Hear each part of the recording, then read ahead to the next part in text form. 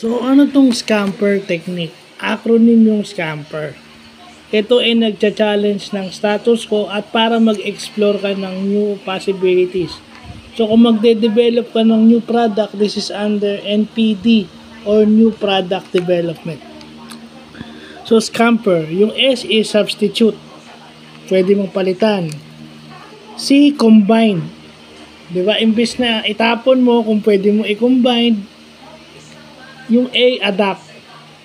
Kung pwede mo siyang i-localize or i-attune sa environment, yun yung adapt. Modify, yung modify dalawa, pwedeng magnify, palakihin, o minify, paliitin. So dalawa yung concept ng modify, minify at saka magnify. Then put to another use. Magagamit pa ba siya sa iba? And then eliminate. Tatanggalin mo na ba siya? And yung R, reverse. So, siguro ito yung may concern sa reverse engineering. Pag sinabi mong reverse engineering, siguro ibig sabihin ito. So, yun ang ibig sabihin ng scamper. Well, another industry term.